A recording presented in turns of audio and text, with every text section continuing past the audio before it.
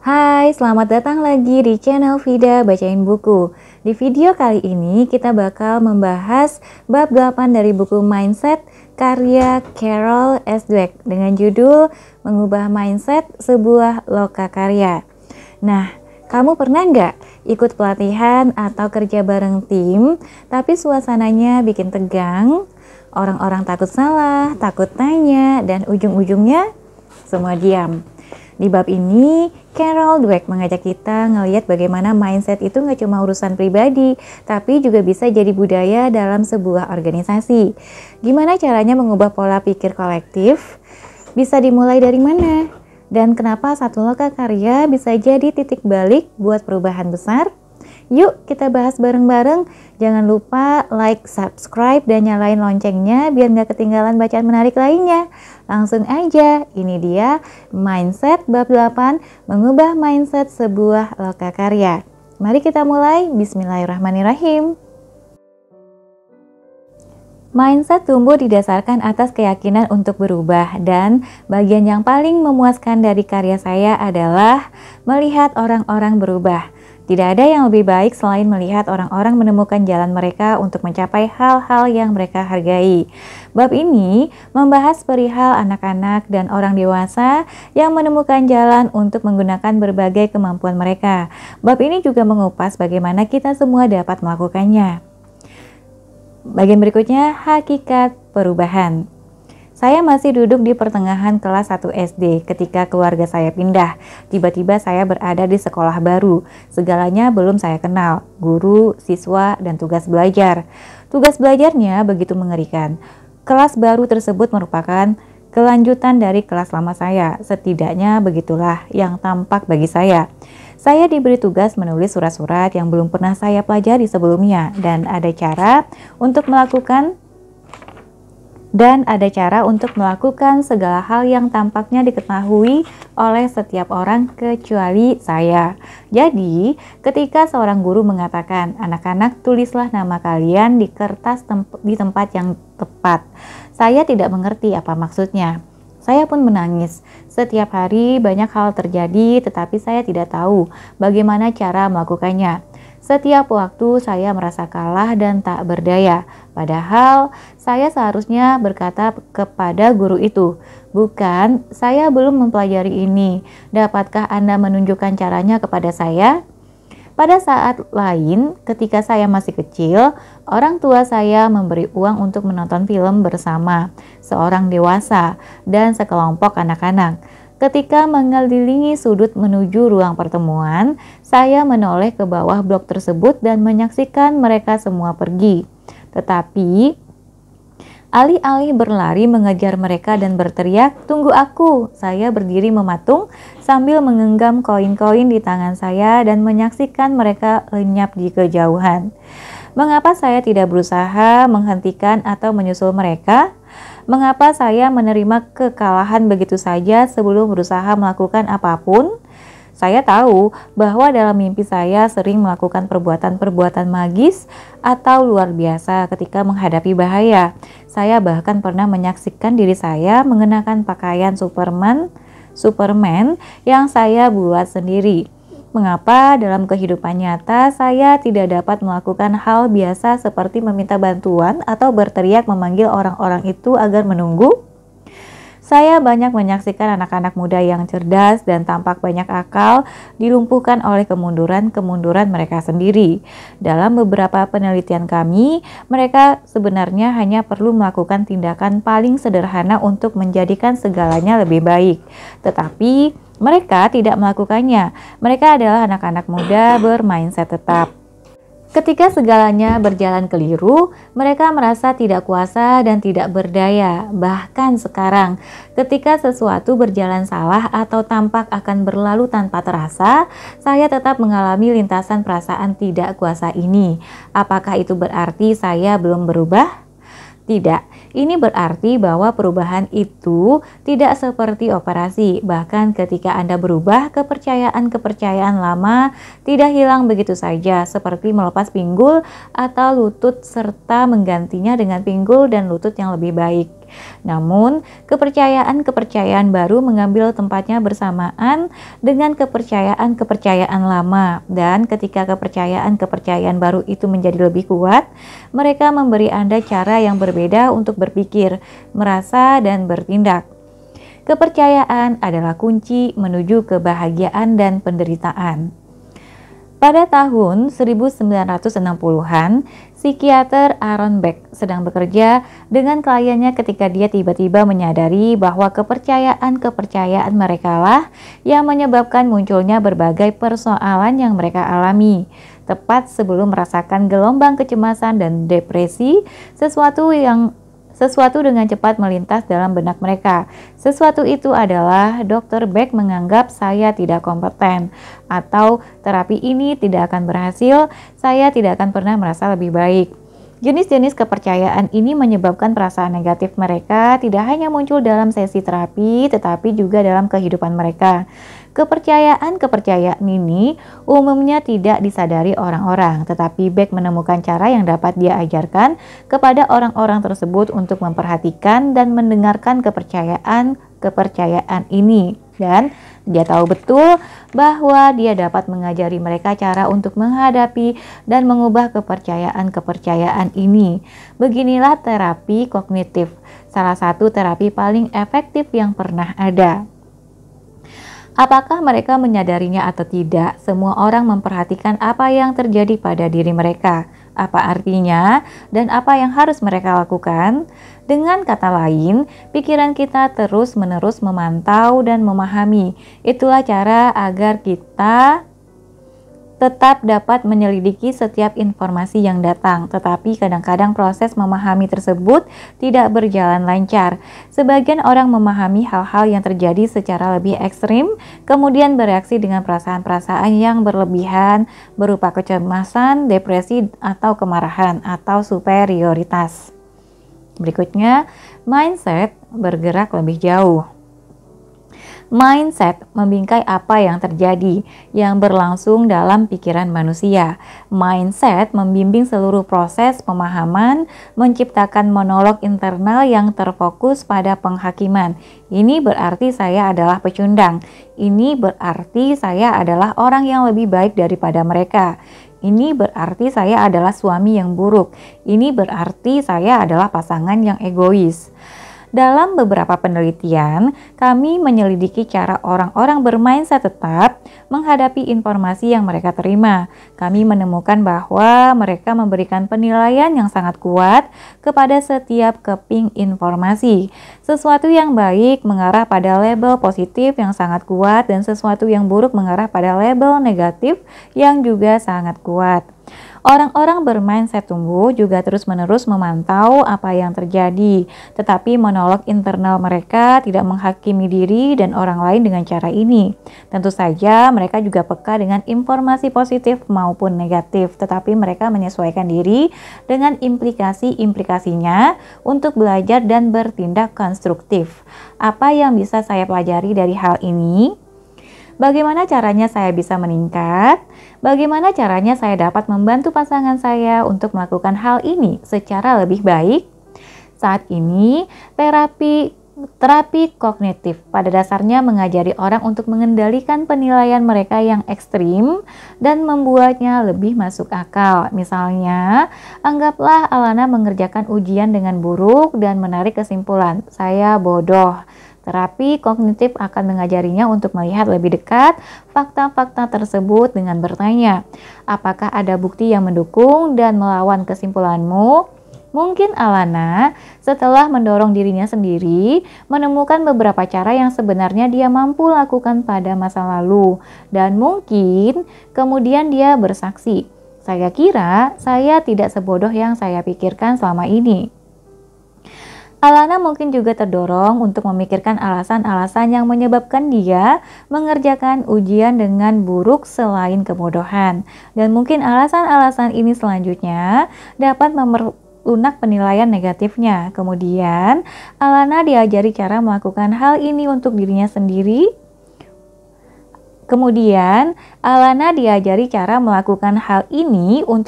sedemikian rupa sehingga ketika menghakimi diri sendiri secara negatif pada masa depan, dia dapat menolak penilaian tersebut dan merasa lebih baik. Dengan cara ini, terapi kognitif membantu orang membuat penilaian-penilaian yang lebih realistis dan optimistis. Tetapi, dia tidak mengeluarkan penilaian-penilaian itu dari mindset tetap dan dunianya yang penuh penghakiman.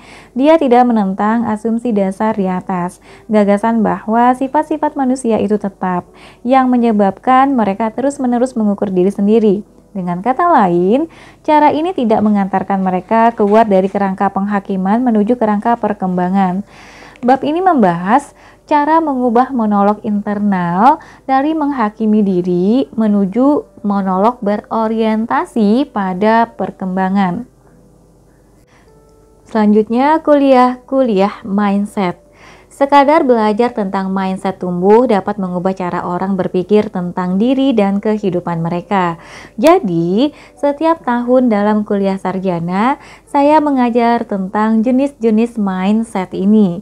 Bukan karena mindset tersebut merupakan bagian dari topik kuliah, melainkan juga karena saya tahu tekanan apa yang dialami oleh para mahasiswa ini. Setiap tahun, mahasiswa bercerita kepada saya betapa gagasan-gagasan ini telah mengubah mereka dalam seluruh bidang kehidupan yang mereka jalani. Inilah yang dikatakan Maggie, seorang penulis yang bercita-cita tinggi. Saya mengakui bahwa ketika sampai pada upaya-upaya artistik dan kreatif, saya justru menanamkan mindset tetap. Saya percaya bahwa orang-orang secara inheren memiliki sifat artistik dan kreatif dan bahwa saya tidak dapat meningkatkannya melalui usaha tertentu. Mindset ini memengaruhi kehidupan saya secara langsung karena saya selalu ingin menjadi seorang penulis, tetapi selalu takut untuk mengikuti setiap kelas penulisan atau berbagi tulisan kreatif saya dengan orang lain. Hal ini terkait secara langsung dengan mindset saya karena setiap kritik yang negatif berarti bahwa saya secara inheren bukanlah penulis. Saya juga terlalu takut untuk mengekspos diri saya pada kemungkinan bahwa saya bukan orang yang berbakat alami. Sekarang, setelah mendengarkan kuliah-kuliah Anda, saya memutuskan untuk mendaftar kelas penulisan kreatif berikutnya dan saya merasa bahwa benar-benar telah memahami apa yang selama ini mencegah saya mengejar impian rahasia saya. Saya benar-benar merasa bahwa informasi ini telah memberdayakan saya. Monolog internal Maggie selama ini terbiasa mengatakan, jangan lakukan ini, jangan mengambil kelas menulis, jangan berbagi tulisan dengan orang lain. Ini tidak berguna, mimpimu akan hancur, lindungi mimpimu. Sekarang, monolog internal ini mengatakan, mulailah melakukannya, buatlah jadi nyata, kembangkanlah keterampilan-keterampilanmu, kejarlah impianmu. Dan inilah yang dikatakan Jason, seorang atlet. Sebagai seorang atlet yang juga mahasiswa di Universitas Columbia, saya memiliki mindset tetap yang eksklusif. Kemenangan adalah segalanya dan proses pembelajaran tidak masuk dalam gambaran saya. Akan tetapi, setelah mendengarkan kuliah-kuliah Anda, saya menyadari bahwa ini bukanlah mindset yang baik. Saya terus belajar sembari bertanding dengan kesadaran bahwa jika saya dapat terus meningkatkan diri, bahkan dalam pertandingan, saya akan menjadi atlet yang jauh lebih baik. Monolog internal Jason selama ini terbiasa mengatakan, menang, menang, kamu harus menang. Buktikan dirimu, segalanya bergantung pada kemenangan. Sekarang, monolog tersebut mengatakan, amatilah, belajarlah, tingkatkanlah, jadilah atlet yang lebih baik.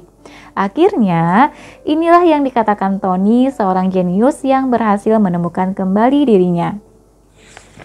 Di sekolah menengah atas, saya mampu mendapatkan nilai tertinggi hanya dengan sedikit belajar dan banyak tidur. Hingga akhirnya saya percaya bahwa akan selalu demikian, karena secara alami saya dikaruniai pemahaman dan ingatan superior. Akan tetapi, setelah kurang lebih setahun mengalami gangguan tidur, pemahaman dan ingatan saya tidak lagi tidak lagi demikian hebat. Ketika bakat alami saya yang selama ini nyaris menjadi tempat bergantung secara mutlak untuk mendapatkan harga diri saya, bertentangan dengan kemampuan saya untuk fokus, tekad saya atau kemampuan saya untuk bekerja keras, mulai dipertanyakan. Saya sampai pada krisis personal yang berlangsung hingga beberapa minggu yang lalu ketika Anda membahas mindset yang berbeda-beda di kelas. Pemahaman bahwa banyak persoalan yang saya alami adalah akibat dari keasyikan saya membuktikan diri sebagai orang cerdas, dan menghindari kegagalan benar-benar membantu saya keluar dari pola penghancuran diri yang saya jalani selama ini.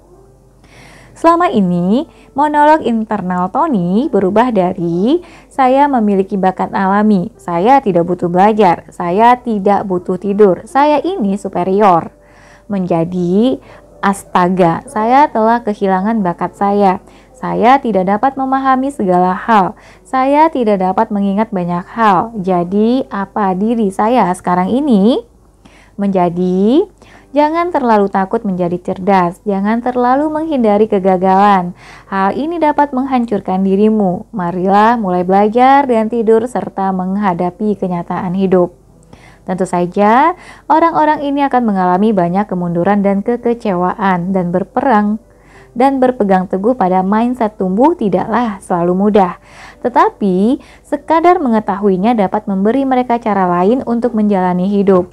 Alih-alih terjebak oleh fantasi yang menakutkan tentang penulis hebat, atlet hebat, atau jenius hebat, mindset tumbuh memberi mereka keberanian untuk meraih tujuan-tujuan serta mimpi-mimpi mereka sendiri. Dan yang paling penting, mindset ini memberi mereka cara untuk mewujudkan semua itu.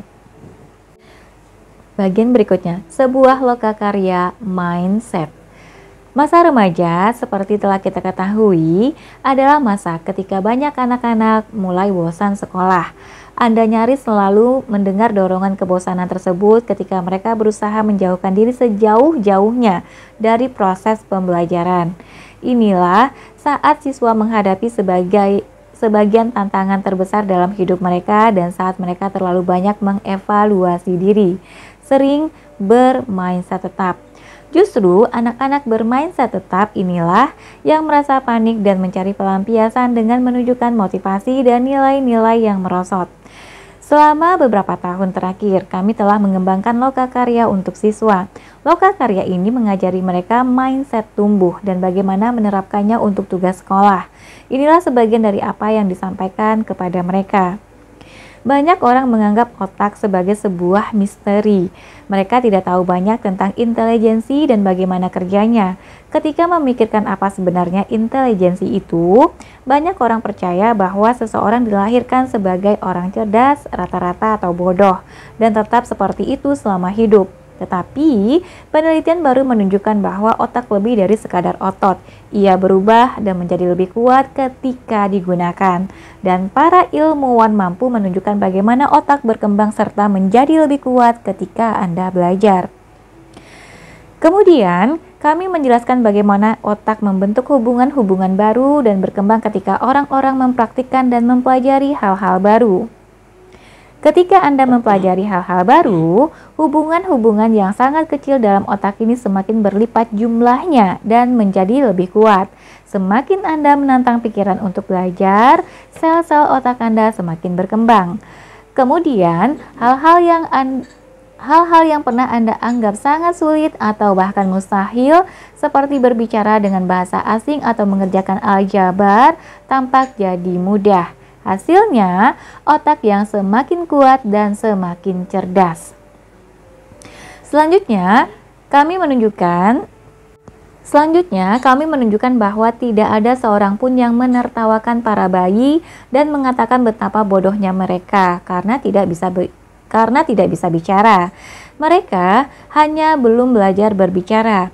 Kami menunjukkan kepada siswa gambar-gambar tentang bagaimana kepadatan hubungan otak berubah selama tahun pertama kehidupan manusia ketika bayi-bayi tersebut mulai memperhatikan, mempelajari dunia, dan mempelajari cara melakukan segala hal.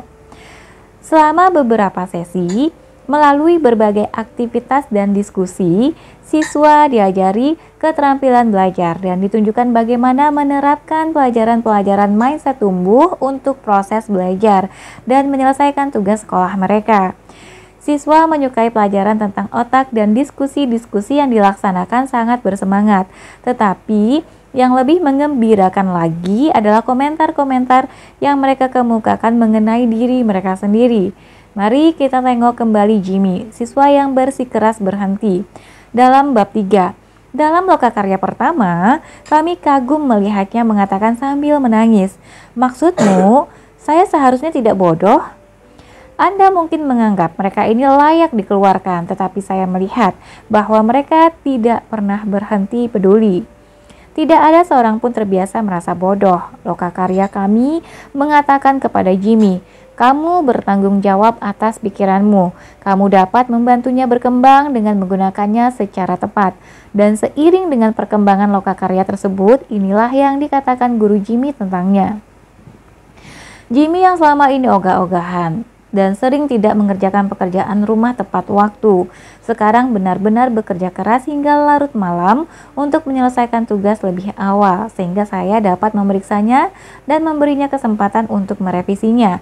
Dia mendapatkan nilai B+ pada tugas tersebut. Selama ini, dia hanya mendapatkan nilai C atau lebih rendah.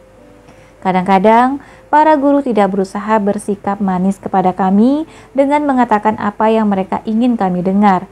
Para guru tidak tahu siapa yang ada dalam lokakarya mindset tumbuh kami. Hal ini karena kami juga mengadakan lokakarya yang lain. Lokakarya ini berkali-kali diadakan dan mengajarkan kepada mereka lebih banyak hal tentang keterampilan belajar. Dan siswa sangat diperhatikan secara pribadi oleh para tutor yang mau mendukung mereka.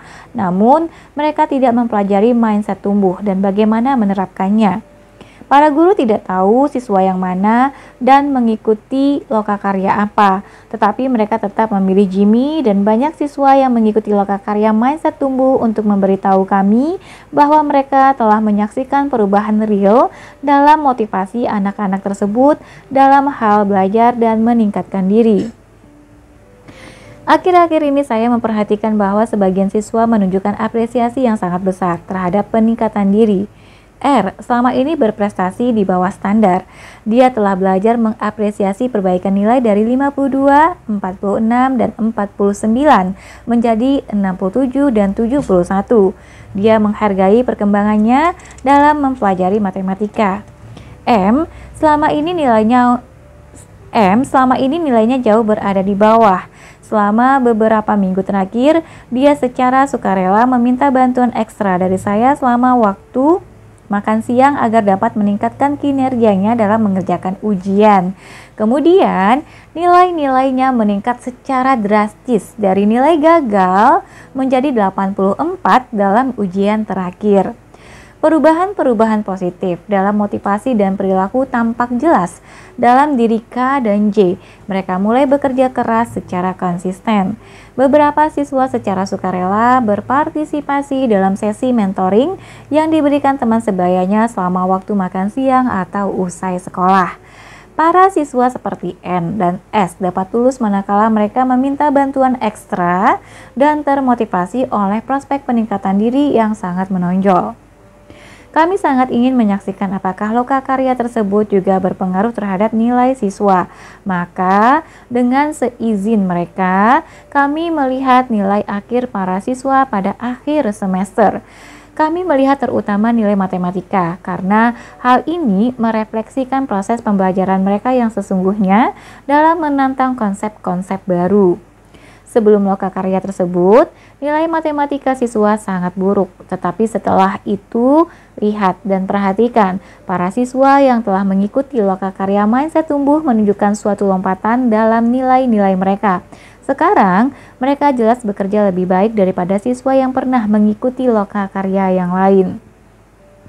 Lokakarya mindset tumbuh hanya selama 8 sesi, memiliki dampak nyata. Penyelarasan keyakinan siswa ini tampak melejitkan potensi otak mereka dan menginspirasi mereka untuk bekerja dan berprestasi. Tentu saja, mereka berada di sekolah di mana para guru sangat responsif terhadap motivasi mereka dan bersedia melakukan kerja ekstra untuk membantu mereka belajar. Dengan demikian, penemuan-penemuan ini menunjukkan kekuatan dari perubahan mindset. Para siswa dalam lokakarya yang lain tidak mengalami peningkatan meskipun mendapatkan 8 sesi latihan dalam keterampilan belajar dan hal-hal positif lainnya. Mereka tidak menunjukkan perolehan apapun lantaran tidak diajari berpikir secara berbeda mengenai pikiran sendiri. Mereka tidak termotivasi untuk mempraktikkan keterampilan-keterampilan itu. Lokakarya mindset menjadikan para siswa bertanggung jawab atas otak mereka.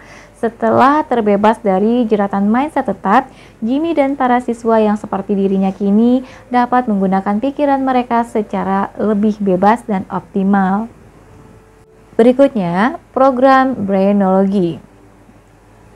Persoalan terkait lokakarya tersebut adalah besarnya jumlah staf yang dibutuhkan untuk menyampaikannya.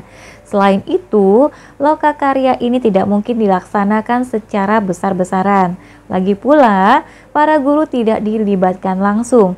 Mereka dapat menjadi faktor penting dalam membantu mempertahankan apa yang telah didapatkan oleh siswa. Jadi, kami memutuskan untuk mengadakan lokakarya kami dengan modul-modul komputer interaktif dan menugaskan guru untuk membimbing kelas-kelas mereka melalui modul-modul tersebut. Dengan nasihat dari para pakar pendidikan, media, dan otak, kami mengembangkan program Brainology. Program ini menampilkan tokoh-tokoh animasi Chris dan Dahlia, murid-murid kelas 7 yang keren tetapi bermasalah dengan tugas sekolah mereka. Dahlia mengalami kesulitan dengan bahasa Spanyol, sedangkan Chris dengan matematika. Mereka mengunjungi laboratorium Dr. Cerebrus, seorang ilmuwan otak yang sedikit gila yang mengajari mereka segala hal tentang otak dan perawatan serta pengembangannya. Dr. Cerebrus mengajari mereka apa yang harus dilakukan untuk mendapatkan kinerja otak maksimal. Seperti tidur yang cukup, mengonsumsi makanan yang tepat, dan menggunakan strategi belajar yang baik. Dia juga mengajari mereka bagaimana otak berkembang ketika mereka belajar. Program tersebut sejak semula menunjukkan kepada siswa bagaimana Chris dan Dahlia menerapkan pelajaran-pelajaran ini pada tugas sekolah mereka. Bagian-bagian interaktif tersebut memungkinkan mereka melakukan berbagai eksperimen otak, menyaksikan video-video tentang para siswa sesungguhnya dengan beragam persoalan dan strategi-strategi belajar yang mereka gunakan, merekomendasikan rencana belajar untuk Chris dan Dahlia, serta membuat catatan mengenai persoalan-persoalan dan rencana-rencana belajar mereka sendiri. Inilah beberapa tulisan dari murid-murid kelas 7 tentang bagaimana program ini telah mengubah mereka. Setelah mengikuti program Brainology, sekarang saya memiliki pandangan baru tentang segala hal. Kini, sikap saya terhadap mata pelajaran yang selama ini saya anggap sulit adalah berusaha lebih keras untuk belajar dan menguasai berbagai keterampilan. Saya belajar menggunakan waktu secara lebih bijak dengan belajar setiap hari dan melihat kembali catatan-catatan yang telah saya buat pada hari itu. Saya benar-benar gembira telah mengikuti program ini karena telah meningkatkan intelijensi saya tentang otak. Pikiran saya tentang bagaimana otak bekerja benar-benar telah berubah dan saya melakukan segala hal secara berbeda. Saya akan berusaha lebih keras karena saya tahu bahwa semakin banyak kamu berusaha, semakin banyak otak kamu bekerja. Lalu, satu-satunya hal yang dapat saya katakan adalah bahwa Brainology telah mengubah nilai belajar saya di sekolah, perjalanan yang menyenangkan.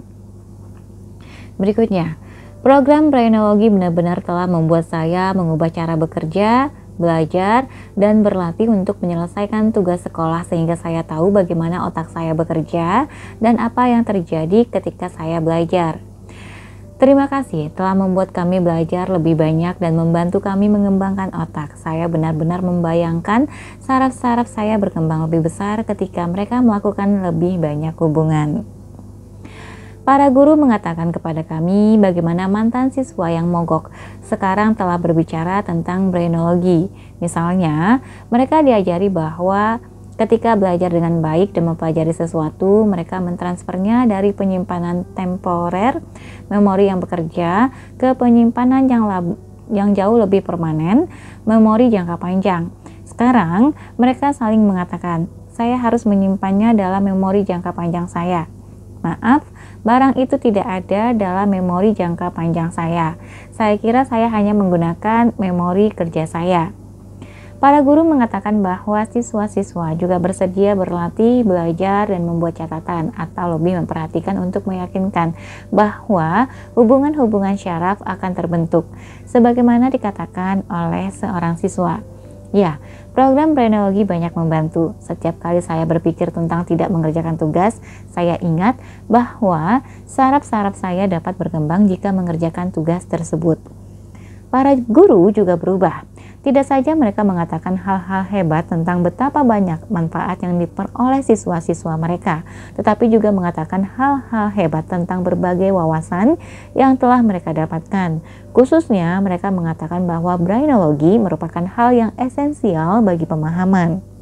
Bahwa seluruh siswa dapat belajar, bahkan siswa-siswa yang bersusah payah dengan matematika dan dengan pengendalian diri.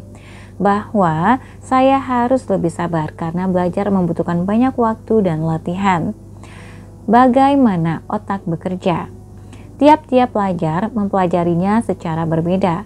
Brainologi membantu saya dalam mengajarkan berbagai macam gaya belajar. Loka karya kami diselenggarakan untuk anak-anak di 20 sekolah. Sebagian siswa mengakui pada awalnya menjadi sangat skeptis. Saya terbiasa berpikir sekarang adalah waktu luang dan ada film yang bagus. Tetapi saya mulai mendengarkannya dan mulai melakukan apa yang mereka katakan harus saya lakukan. Pada akhirnya, hampir setiap anak melaporkan keuntungan-keuntungan bermakna yang mereka dapatkan. Selanjutnya, lebih jauh tentang perubahan.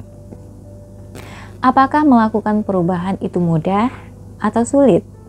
Sejauh ini, kedengarannya mudah. Sekadar belajar tentang mindset tumbuh tampaknya dapat memobilisasi orang-orang untuk menghadapi berbagai tantangan dan bersikap gigih. Pada hari yang lain, salah seorang mantan mahasiswa pasca sarjana saya menceritakan sebuah kisah. Awalnya, dia menceritakan latar belakangnya. Dalam bidang saya, ketika Anda menyerahkan sebuah makalah penelitian untuk dipublikasikan, makalah itu sering merepresentasikan kerja selama bertahun-tahun. Beberapa bulan kemudian, Anda menerima ulasan 10 halaman atau lebih berisi kritik diketik dengan 1 spasi. Jika penyunting menganggap makalah tersebut memiliki potensi, Anda akan diundang untuk merevisinya dan menyerahkannya kembali asal Anda dapat memperbaiki setiap kritik yang diberikan. Mahasiswa saya mengingatkan saya saat dia mengirimkan riset tesisnya ke jurnal paling bergengsi di bidang kami. Ketika menerima beberapa ulasan, dia merasa hancur. Dia merasa telah dihakimi. Karyanya telah gagal dan akibatnya dia juga. Waktu pun berlalu, tetapi dia belum dapat membawa dirinya mendekati ulasan-ulasan tersebut lagi atau mengerjakan makalah. Kemudian, saya mengatakan agar dia mengubah mindset. Lihatlah, kata saya. Ini bukan mengenai kamu, ini memang tugas mereka. Tugas mereka adalah menemukan setiap kesalahan yang mungkin. Tugasmu adalah belajar dari kritik tersebut dan membuat makalahmu jadi lebih baik. Dalam beberapa jam, dia merevisi makalahnya yang kemudian diterima dengan hangat. Dia mengatakan kepada saya, aku tidak pernah merasa dihakimi lagi. Tidak pernah. Setiap kali mendapatkan kritik, aku katakan kepada diriku, oh, itu memang tugas mereka dan aku harus memperbaiki pekerjaanku segera. Tetapi melakukan perubahan juga tidak mudah. Ketika orang meyakini mindset tetap, hal ini sering disebabkan oleh alasan tertentu. Pada titik tertentu dalam kehidupan mereka, mindset ini melayani tujuan tertentu yang baik bagi mereka. Mindset ini mengatakan siapa mereka sebenarnya atau ingin jadi apa mereka. anak yang cerdas dan berbakat, dan mindset ini mengatakan bagaimana cara mencapainya, melakukannya dengan baik. Dengan demikian, mindset ini memberikan sebuah formula harga diri dan jalan menuju cinta serta penghormatan dari orang lain.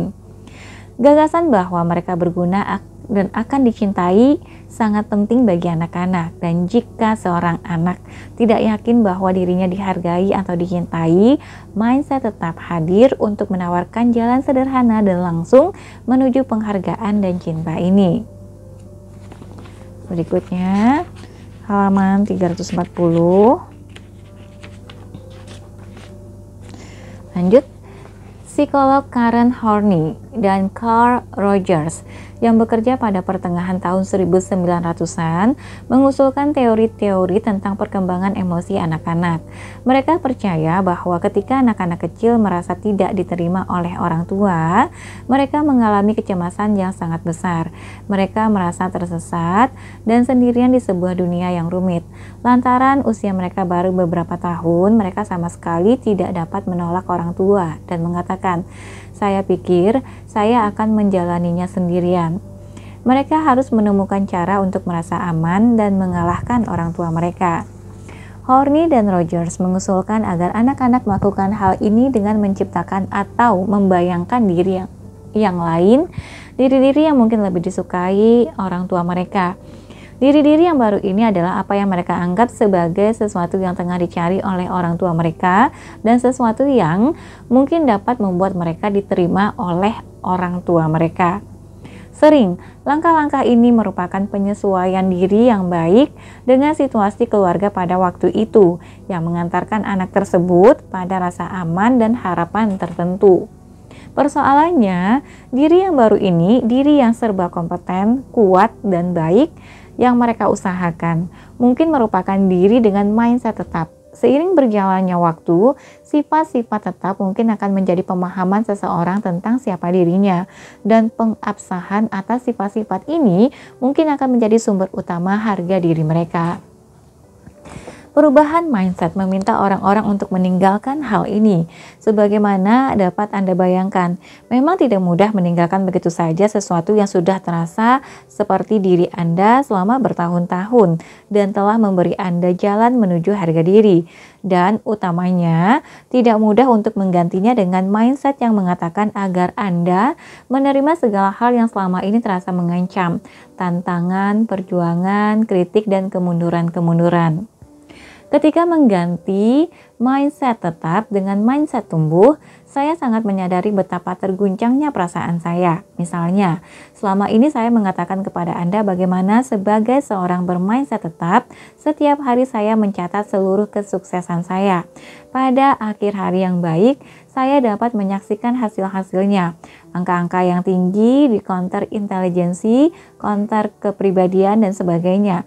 Dan merasa baik tentang diri saya. Tetapi ketika saya mengadopsi mindset tumbuh dan berhenti mencatat, beberapa malam saya masih memeriksa counter-counter mental saya dan menemukannya dengan angka 0.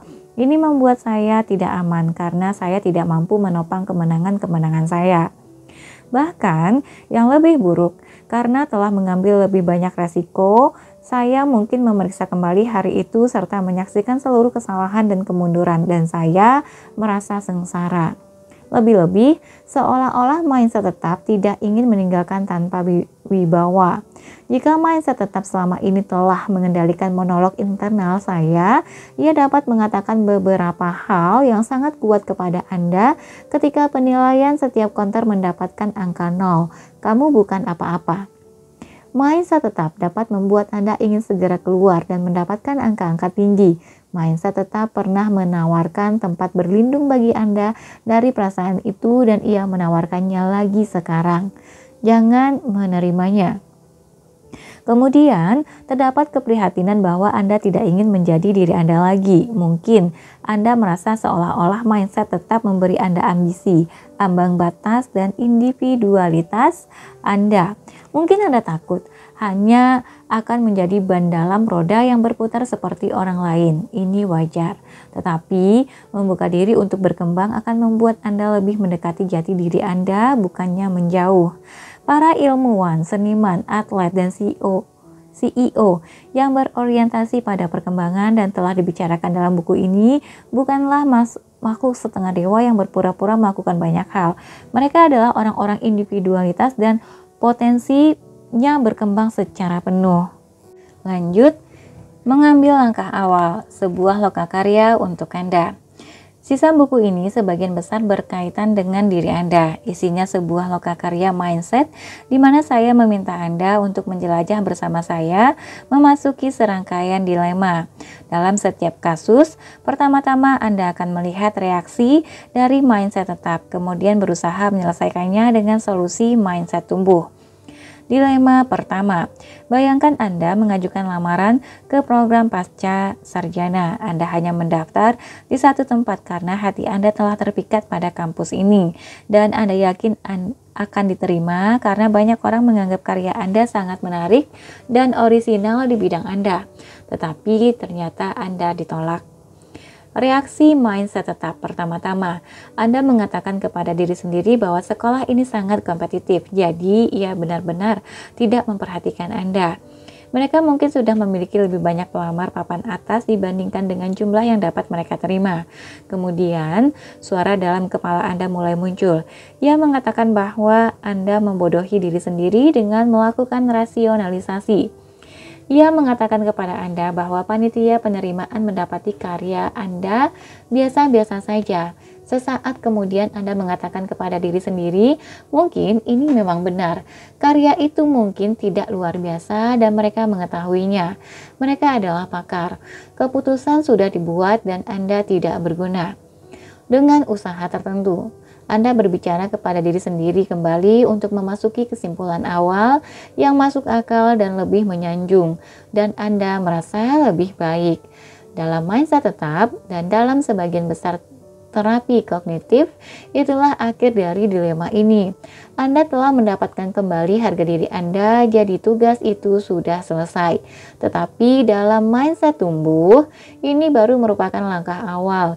Yang Anda lakukan selama ini hanya berbicara kepada diri sendiri. Sekarang, sampailah pada proses pembelajaran dan perbaikan diri. Langkah mindset tumbuh. Pikirkan tujuan Anda dan apa yang dapat Anda lakukan agar tetap berada di jalan yang tepat untuk mencapainya. Langkah-langkah apa yang dapat Anda lakukan agar berhasil? Informasi apakah yang dapat Anda himpun? Baiklah, mungkin Anda dapat melamar ke lebih banyak kampus nanti, atau mungkin untuk sementara Anda dapat mengumpulkan lebih banyak informasi tentang bagaimana membuat surat lamaran yang baik. Apa yang mereka cari? Pengalaman-pengalaman apa yang mereka hargai? Anda dapat mencari pengalaman-pengalaman ini sebelum mengajukan lamaran berikutnya. Lantaran ini merupakan kisah nyata, saya tahu langkah apa yang diambil oleh pelamar yang ditolak tersebut. Dia diberi beberapa nasihat mindset tumbuh yang kuat dan beberapa hari kemudian ia menelpon kampus itu. Ketika dia menemukan orang yang relevan dan mengatakan situasi tersebut kepada orang itu, dia mengungkapkan, "Saya tidak ingin membantah keputusan Anda. Saya hanya ingin tahu jika saya memutuskan untuk melamar lagi di masa mendatang, bagaimana saya dapat meningkatkan lamaran saya. Saya akan sangat berterima kasih bila Anda dapat memberi saya beberapa umpan balik berkaitan dengan persoalan ini." Tidak ada seorang pun yang mencemooh permohonan tulus untuk umpan balik yang membantu. Beberapa hari kemudian, orang itu memanggilnya kembali dan menawarinya untuk masuk. Sungguh nyaris celaka, dan setelah mempertimbangkan surat lamarannya, departemen itu memutuskan bahwa mereka dapat menerima satu orang lagi pada tahun itu. Selain itu, mereka menyukai inisiatifnya. Dia telah berjuang untuk mendapatkan informasi yang memungkinkannya belajar dari pengalaman dan meningkatkan diri pada masa depan. Dalam kasus ini, jelaslah bahwa dia tidak harus meningkatkan surat lamarannya, tetapi dia harus benar-benar terjun ke dalam proses pembelajaran di program pasca sarjana yang baru. Lanjut, rencana-rencana yang akan dan tidak akan Anda kerjakan. Bagian kunci dari reaksi pelamar tadi adalah teleponnya ke sekolah untuk mendapatkan lebih banyak informasi. Ini tidak mudah. Setiap hari orang-orang berencana untuk melakukan hal-hal sulit, tetapi mereka tidak melakukannya. Mereka berpikir saya akan melakukannya besok dan mereka bersumpah pada diri sendiri bahwa mereka akan menyelesaikannya pada hari berikutnya. Penelitian yang dilakukan Peter Goldwitzer dan koleganya menunjukkan bahwa mengangkat sumpah bahkan yang sangat kuat sekalipun sering tidak ada gunanya. Hari-hari berikutnya datang dan berlalu begitu saja. Yang berguna adalah membuat sebuah rencana yang hidup dan konkret. Besok selama waktu istirahat saya akan membuat secangkir teh, menutup pintu menuju kantor, dan menelepon sekolah pasca sarjana. Atau dalam kasus lain, pada hari Rabu pagi, tepat setelah bangun dan menggosok gigi, saya akan duduk dan mulai menulis laporan saya. Atau malam ini tepat setelah selesai makan malam, saya akan duduk bersama istri saya di ruang keluarga dan berdiskusi. Saya akan mengatakan kepadanya, sayang, saya ingin membicarakan tentang sesuatu yang saya pikir akan membuat kita lebih bahagia. Pikirkan sesuatu yang dapat Anda lakukan, sesuatu yang ingin Anda pelajari, atau persoalan yang harus Anda hadapi. Apakah itu? Sekarang buatlah rencana konkret kapan Anda akan menyelesaikan rencana tersebut, di mana Anda akan melakukannya, bagaimana Anda akan melakukannya, pikirkan dengan sangat terperinci.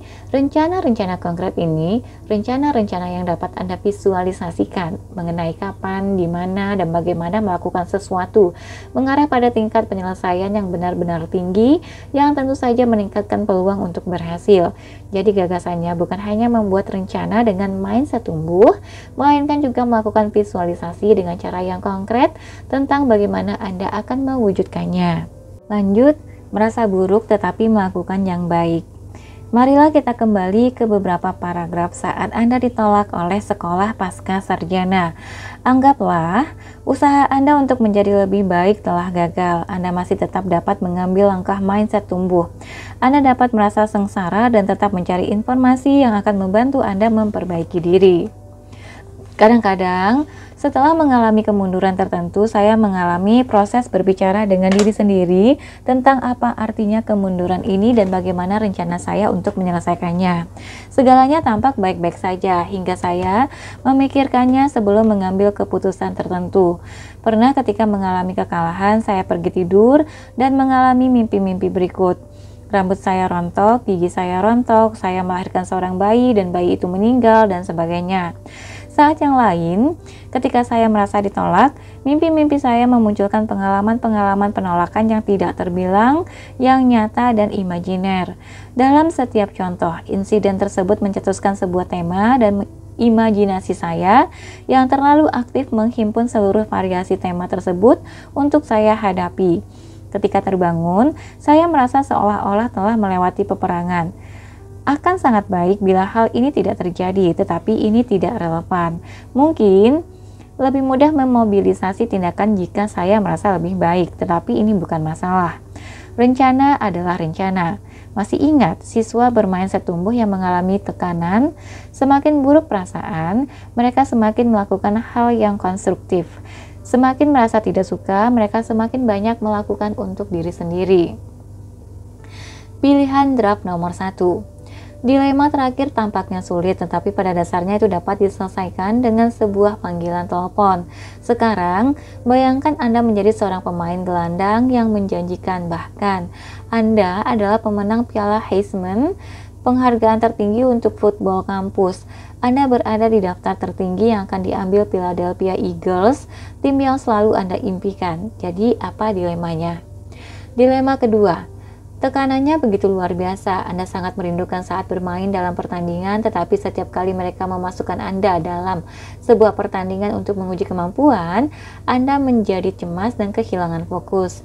Anda selalu tenang berada di bawah tekanan, tetapi ini hanya dalam puisi.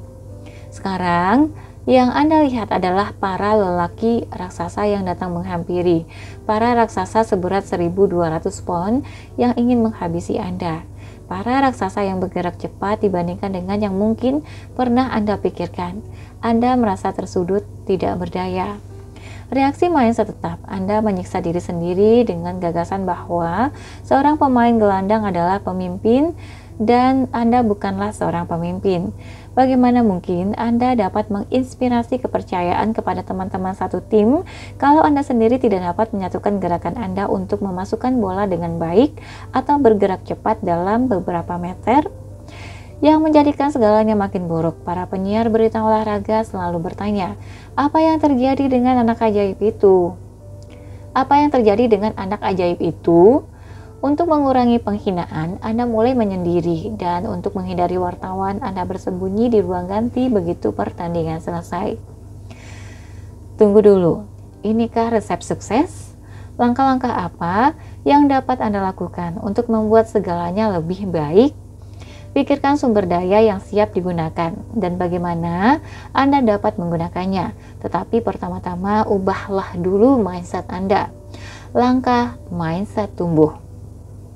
Dalam mindset tumbuh, Anda mengatakan kepada diri sendiri bahwa perpindahan menjadi pemain profesional merupakan sebuah langkah besar, langkah yang membutuhkan banyak penyesuaian diri dan banyak pembelajaran. Ada banyak hal yang mungkin belum bisa Anda ketahui dan sebaiknya Anda mulai mencari tahu. Anda harus berusaha menghabiskan lebih banyak waktu bersama para veteran pemain gelandang dengan mengajukan berbagai pertanyaan dan melihat rekaman-rekaman pertandingan bersama mereka. Alih-alih menyembunyikan perasaan tidak aman, Anda harus bertanya tentang bagaimana perbedaannya dengan bermain di kampus. Pada gilirannya, mereka akan mengatakan kepada Anda bagaimana perasaan mereka sesungguhnya. Bahkan, mereka juga berbagi kisah-kisah penghinaan yang pernah mereka alami dengan Anda. Anda harus bertanya kepada mereka tentang apa yang mereka lakukan untuk mengatasi kesulitan-kesulitan awal dan mereka akan mengajari Anda teknik-teknik mental dan fisik yang mereka miliki. Setelah Anda mulai merasa lebih terintegrasi dengan tim tersebut, Anda akan menyadari bahwa Anda adalah bagian dari sebuah organisasi yang ingin membantu Anda berkembang, bukan menghakimi dan meremehkan Anda. Alih-alih merasa khawatir kalau mereka membayar terlalu tinggi untuk bakat Anda, mulailah memberi mereka makna atas uang yang telah mereka berikan dengan kerja keras dan semangat tim. Lanjut, orang-orang yang tak ingin berubah. Pemberian hak, dunia berutang kepada Anda. Banyak orang bermindset tetap menganggap dunia harus berubah, bukan mereka yang harus berubah. Mereka merasa berhak mendapatkan sesuatu yang lebih baik, pekerjaan, rumah, atau pasangan yang lebih baik. Dunia seharusnya mengakui kualitas-kualitas istimewa mereka dan memperlakukan mereka dengan sepantasnya. Mari kita lanjutkan ke dilema berikut dan bayangkan diri Anda berada dalam situasi ini. Dilema berikutnya. Inilah saya. Demikian pikiran Anda. Dalam pekerjaan kelas rendahan ini sungguh merendahkan. Dengan bakat yang saya miliki, seharusnya saya tidak bekerja seperti ini. Seharusnya saya berada di atas sana bersama para bos, menikmati kehidupan yang enak. Sementara bos menganggap Anda memiliki sikap yang buruk. Ketika membutuhkan seseorang untuk mengemban lebih banyak tanggung jawab, dia tidak menengok Anda. Ketika sudah waktunya memberikan promosi jabatan, dia tidak memasukkan Anda. Reaksi mindset tetap. Dia merasa terancam oleh saya. Anda mengatakannya dengan sengit.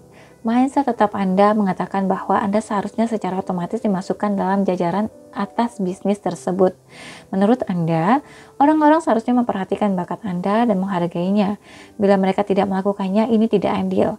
Mengapa Anda harus berubah? Anda hanya menginginkan hak yang seharusnya Anda terima.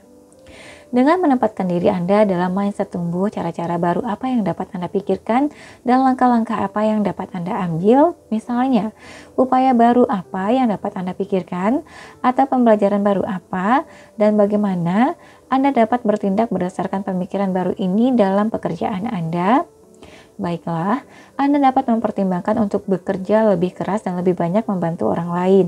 Anda dapat menggunakan waktu untuk belajar lebih banyak tentang bisnis yang Anda geluti alih-alih mengeluhkan status Anda yang rendah. Mari kita lihat bagaimana hal ini bisa terjadi. Langkah mindset tumbuh. Pertama-tama, mari kita perjelas. Selama ini memang tampak menakutkan bila berpikir untuk menyerah pada gagasan menjadi seorang superior. Orang biasa dan bersahaja bukanlah sesuatu yang Anda inginkan. Bagaimana dapat merasa baik tentang diri sendiri jika Anda tidak lebih berharga daripada orang-orang yang Anda pandang rendah? Mulailah mempertimbangkan gagasan bahwa sebagian orang menonjol karena komitmen dan usaha mereka. Sedikit demi sedikit berusahalah melakukan lebih banyak usaha dalam segala hal dan perhatikan apakah Anda mendapatkan lebih banyak imbalan yang diinginkan.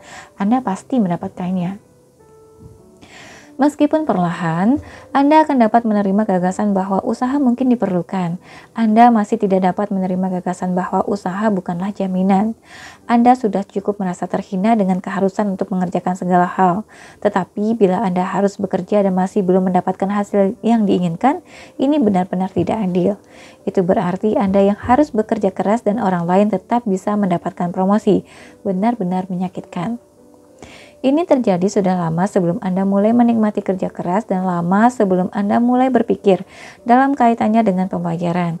Alih-alih melihat posisi Anda di jajaran paling bawah perusahaan sebagai suatu penghinaan, pelan-pelan Anda dapat belajar banyak di jajaran bawah tersebut hingga dapat membantu untuk naik ke jajaran puncak. Mempelajari berbagai hal mendasar dalam perusahaan tersebut dapat memberi Anda kemajuan besar pada masa depan. Seluruh CEO papan atas yang memiliki mindset tumbuh mengetahui perusahaan mereka dari atas, bawah, luar, dalam, dan kebalikannya. Alih-alih menganggap diskusi yang Anda lakukan bersama para kolega sebagai usaha menghabiskan waktu, mulailah memahami gagasan untuk membangun hubungan atau bahkan membantu kolega Anda untuk berkembang dengan cara yang mereka hargai. Ini dapat menjadi sumber kepuasan baru. Anda mungkin mengikuti jejak langkah Bill Murray dan pengalamannya pada Groundhog Day. Setelah menjadi orang dengan mindset yang lebih berkembang, Anda akan kagum bagaimana orang-orang mulai membantu dan mendukung Anda. Mereka tidak lagi tampak sebagai musuh yang berusaha menyangkal apa yang seharusnya Anda dapatkan.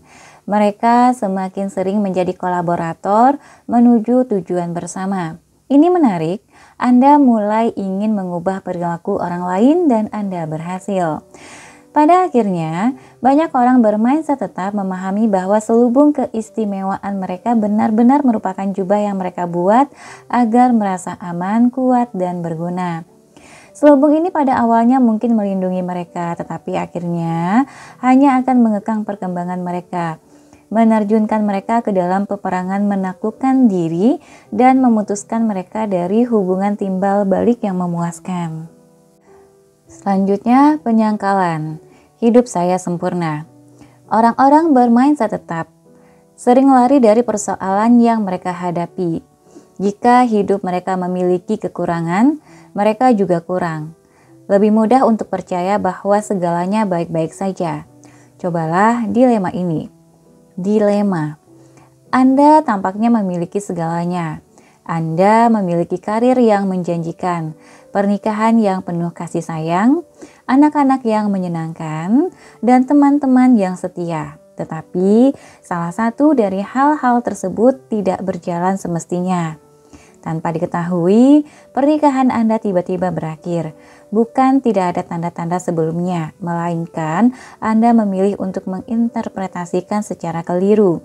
Anda memenuhi gagasan tentang peran laki-laki atau peran perempuan dan tidak dapat merasakan hasrat pasangan untuk melakukan lebih banyak komunikasi dan lebih banyak berbagi kehidupan dengan Anda. Pada saat Anda tersadar dan mulai memperhatikannya, sudah terlambat. Secara emosional, pasangan Anda sudah terlepas dari hubungan tersebut. Reaksi mindset tetap. Anda selalu merasa prihatin dengan orang-orang yang diceraikan, orang-orang yang ditinggalkan, dan sekarang Anda menjadi salah satu dari mereka. Anda kehilangan seluruh harga diri Anda. Pasangan Anda yang telah mengenal Anda secara dekat tidak lagi menginginkan Anda. Selama berbulan-bulan, Anda merasa seperti tidak ingin melanjutkan hidup karena yakin bahwa anak-anak Anda sendiri dapat lebih baik sekalipun tanpa Anda. Butuh waktu sejenak untuk sampai pada titik di mana Anda merasa sebagai orang yang berguna atau memiliki potensi atau penuh harapan. Sekarang, Sampailah pada bagian yang sulit, karena meskipun sekarang merasa sedikit lebih baik, tetapi Anda masih berada dalam mindset tetap. Anda telah memulai kehidupan untuk menghakimi. Dengan segala hal baik yang terjadi, suara-suara batin Anda mengatakan, bagaimanapun saya mungkin akan baik-baik saja. Tetapi dengan segala hal buruk yang terjadi, suara tersebut mengatakan, pasangan saya memang benar. Setiap orang baru yang Anda temui juga dihakimi sebagai seorang pengkhianat potensial. Bagaimana Anda dapat memikirkan kembali pernikahan Anda, diri Anda, dan hidup Anda dari perspektif mindset tumbuh? Mengapa Anda takut mendengarkan pasangan Anda? Apa yang dapat Anda lakukan? Apa yang seharusnya Anda lakukan sekarang? Langkah mindset tumbuh. Pertama, bukan perkawinan itu yang selama ini Anda anggap baik secara inheren, yang tiba-tiba berubah menjadi serba buruk atau selalu buruk. Ada sesuatu yang berubah dan telah menghentikan perkembangan karena kurangnya upaya saling menjaga. Anda harus berpikir tentang bagaimana Anda dan pasangan berkontribusi pada hal ini. Khususnya mengapa Anda tidak mampu mendengarkan permintaan pasangan agar semakin dekat dan lebih banyak berbagi. Bila menyimaknya, Anda akan menyadari bahwa dalam mindset tetap Anda memandang permintaan pasangan sebagai kritik atas diri Anda yang tidak ingin Anda dengar. Anda juga menyadari bahwa pada tingkat tertentu, Anda takut tidak mampu memberikan keakraban yang diminta oleh pasangan. Jadi, alih-alih mengeksplorasi persoalan ini bersama pasangan, Anda justru menutup telinga sambil berharap semuanya segera berlalu. Ketika sebuah hubungan berubah menjadi kurang menyenangkan, semua ini merupakan persoalan yang harus kita jajaki secara mendalam. Tujuannya bukan untuk menghakimi diri atas kesalahan yang terjadi, melainkan untuk mengatasi rasa takut dan mempelajari berbagai keterampilan komunikasi yang dibutuhkan untuk membangun dan mempertahankan hubungan yang lebih baik pada masa depan. Akhirnya, mindset tumbuh memungkinkan orang untuk tidak memberikan penghakiman dan kebencian, tetapi memberikan pemahaman dan keterampilan baru. Apakah seseorang dalam hidup Anda berusaha untuk mengatakan sesuatu yang tidak mau Anda dengar? Masuklah ke dalam mindset tumbuh dan dengarkanlah kembali. Selanjutnya, mengubah mindset anak Anda. Anak-anak kita, sumber daya kita yang paling berharga. Banyak yang terjebak dalam mindset tetap. Anda dapat memberi mereka lokakarya brainologi secara personal. Mari kita lihat beberapa cara untuk melakukannya. Anak dengan mindset tetap, yang dewasa sebelum waktunya. Sebagian besar anak yang mengadopsi mindset tetap tidak mudah percaya hingga memasuki fase masa kanak-kanak selanjutnya. Tetapi beberapa anak memulainya jauh lebih awal. Dilema. Bayangkan suatu hari anak laki-laki Anda yang masih kecil pulang ke rumah dari sekolah dan mengatakan kepada sebagian anak cerdas dan sebagian yang lain bodoh. Otak mereka lebih buruk. Maksudnya mengatakan kepada Anda kali ini ya. Diulang, dilema. Bayangkan suatu hari anak laki-laki Anda yang masih kecil pulang ke rumah dari sekolah dan mengatakan kepada Anda, sebagian anak cerdas dan sebagian yang lain bodoh. Otak mereka lebih buruk. Anda terkejut. Siapa yang berkata begitu padamu? Tanya Anda kepadanya dengan kesal dan ingin mengajukan keluhan kepada sekolah. Saya memikirkannya sendiri, jawabnya dengan bangga. Dia menyaksikan bahwa sebagian anak dapat membaca dan menulis huruf serta angka, sementara yang lainnya tidak bisa. Dia menarik kesimpulan sendiri dan dia segera meyakini kesimpulan ini. Anak laki-laki Anda sudah dewasa sebelum waktunya dalam seluruh aspek mindset tetap, dan mindset tersebut akan segera berkembang sepenuhnya. Dia membangun ketidaksenangan terhadap usaha. Dia ingin otaknya yang cerdas menyelesaikan segala hal dengan cepat untuknya. Dan ini seringkali terjadi. Ketika dia mulai bermain catur dengan cepat pasangan Anda karena menganggapnya dapat memberinya inspirasi, menyewa film Searching for Bobby Fischer, sebuah film tentang seorang juara catur muda. Dari film itu, anak laki-laki Anda akan mempelajari bahwa Anda bisa kalah dan tidak akan menjadi juara lagi. Jadi, dia pun berhenti. Aku adalah juara catur. Dia mengumumkan hal ini kepada semua orang. Seorang juara yang tidak akan bermain lagi. Lantaran sekarang memahami artinya kalah, dia mengambil langkah lebih lanjut untuk menghindarinya. Dia mulai curang ketika bermain Candyland, Chutes, and Ladders, dan permainan lain. Dia sering berbicara tentang segala hal yang dapat dilakukannya dan tidak dapat dilakukan anak-anak lain. Ketika Anda dan pasangan mengatakan kepadanya bahwa anak-anak lain itu tidak bodoh, mereka hanya tidak berlatih sebanyak dia berlatih. Dia tidak mempercayainya. Dia mengawasi segala hal secara hati-hati di sekolah, kemudian pulang ke rumah dan melaporkan. Bahkan ketika guru menunjukkan sesuatu yang baru kepada kami, saya dapat melakukannya lebih baik daripada mereka. Saya tidak perlu berlatih. Anak ini telah dikuasai otaknya, bukan untuk membuatnya berkembang, melainkan menyanyikan pujian. Anda sudah mengatakan kepadanya bahwa hal ini berkaitan dengan latihan dan pembelajaran, bukan cerdas dan bodoh, tetapi dia tidak mempercayainya. Adakah hal lain yang dapat Anda lakukan? Adakah cara agar Anda dapat menyampaikan pesan tersebut? Langkah mindset tetap. Anda memutuskan bahwa daripada berbicara dengannya tentang mindset tetap, Anda harus menghidupkan mindset tumbuh. Di meja makan setiap malam, Anda dan pasangan mengatur diskusi sekitar mindset tumbuh dengan bertanya kepada tiap-tiap anak. Apa yang telah kalian pelajari hari ini? Kesalahan apa yang telah kalian lakukan? Apakah kesalahan tersebut mengajarkan sesuatu? Seberapa keraskah kalian berusaha hari ini? Anda dapat menghabiskan waktu di meja makan dengan setiap pertanyaan, dengan mendiskusikan tentang usaha, strategi, kemunduran, dan proses pembelajaran Anda sendiri dan orang lain. Anda dapat berbicara tentang keterampilan yang baru Anda miliki belakangan ini dan belum Anda miliki dulu, berkat latihan yang Anda lakukan. Anda dapat mendramatisasi kesalahan-kesalahan yang Anda lakukan dan menjadi kunci menuju pemecahan masalah tersebut dengan menceritakannya seperti sebuah kisah misteri. Anda dapat menjelaskannya melalui hal yang Anda sukai dan Anda perjuangkan selama ini, serta kemajuan yang berhasil Anda lakukan.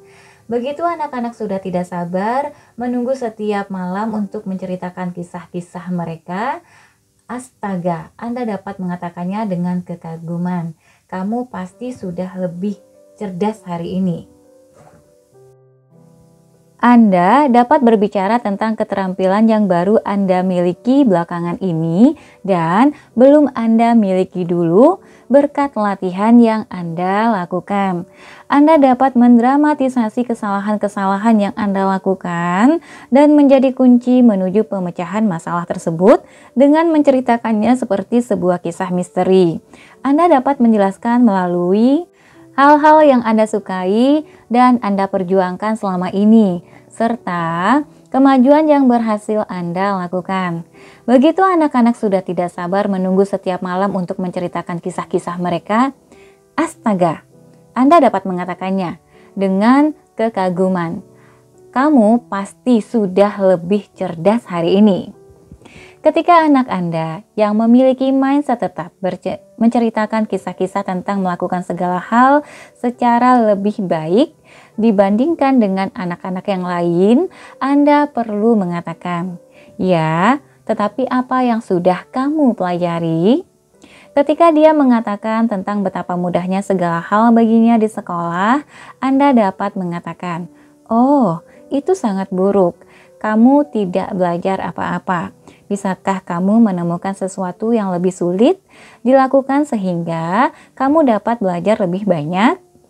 Ketika dia membual bahwa dia menjadi seorang juara, Anda harus mengatakan, "Para juara adalah orang-orang yang bekerja paling keras." Kamu dapat menjadi seorang juara. Besok ceritakan kepada ibu sesuatu yang telah kamu lakukan untuk menjadi seorang juara. Anak yang malang, ini adalah sebuah konspirasi. Dalam jangka panjang, dia tidak akan mendapatkan kesempatan lagi. Ketika dia mengerjakan pekerjaan rumahnya dan menyebutkannya mudah atau membosankan, Anda harus mengajarinya menemukan cara-cara untuk membuatnya jadi lebih menyenangkan dan menantang. Jika dia harus menulis kata-kata seperti kata boy, Anda dapat bertanya kepadanya, "Berapa banyak kata yang bersajak dengan kata boy?" Tulislah di kertas terpisah. Dan kita bisa mencoba membuat kalimat dengan menggunakan seluruh kata tersebut. Ketika dia menyelesaikan pekerjaan rumahnya, Anda dapat memainkan permainan tersebut. The boy threw the toy into the soy sauce. Anak laki-laki itu melemparkan mainan ke dalam kecap. The girl with the curl ate a pearl. Anak perempuan berambut keriting itu makan mutiara. Akhirnya, dia mulai menemukan cara sendiri untuk membuat pekerjaan rumahnya lebih menantang. Dan ini bukan hanya urusan sekolah atau olahraga. Anda harus mendorong anak-anak untuk membicarakan cara-cara mereka belajar, mencari teman, atau memahami dan membantu orang lain. Anda harus mengomunikasikan bahwa prestasi intelektual atau kekuatan fisik bukanlah sesuatu yang harus diperhatikan terus-menerus. Untuk waktu yang lama, anak laki-laki Anda tetap tertarik dengan mindset tetap. Dia menyukai gagasan bahwa secara inheren dia memang istimewa, kasus ditutup. Dia tidak menyukai gagasan harus bekerja setiap hari untuk mendapatkan sedikit keterampilan atau pengetahuan tertentu. Pekerjaan sebagai bintang seharusnya tidak terlalu mengganggu. Tetapi ketika sistem nilai dalam keluarga berubah menuju mindset tumbuh, dia akan segera akhirnya setelah melewati semuanya dia menjadi penjaga mindset. Ketika seseorang dalam keluarganya tergelincir dalam mindset tetap, dia senang dapat menemukan mereka. Hati-hatilah dengan yang kamu inginkan. Anda akan berkelakar dengan pasangan. Mindset tetap memang demikian menggiurkan. Ia tampak menjanjikan nilai, sukses, kesuksesan, dan penghargaan seumur hidup kepada anak-anak. Hanya dengan duduk bermalas-malasan dan menjadi diri sendiri. Itu sebabnya dibutuhkan banyak usaha untuk menumbuh suburkan mindset tumbuh bila mindset tetap sudah berakar. Selanjutnya, usaha yang serba salah. Kadang-kadang persoalan yang terjadi pada seorang anak bukanlah terlalu sedikit usaha, melainkan terlalu banyak usaha dan untuk tujuan yang keliru. Kita semua pernah mendengar tentang anak-anak sekolah yang tetap terjaga hingga tengah malam untuk belajar setiap malam, atau anak-anak yang dikirim ke para tutor sedemikian rupa sehingga mereka dapat mengungguli teman-teman sekelas. Anak-anak ini bekerja keras, tetapi secara tipikal mereka tidak menggunakan mindset tumbuh. Mereka tidak terfokus pada kecintaan belajar. Mereka biasanya berusaha untuk membuktikan diri di hadapan orang tua mereka. Dan dalam beberapa kasus, para orang tua mungkin menyukai hasil kerja keras ini, nilai, penghargaan, dan diterima di sekolah unggulan. Mari kita lihat bagaimana Anda akan menyelesaikan persoalan ini. Dilema, Anda bangga dengan anak perempuan Anda.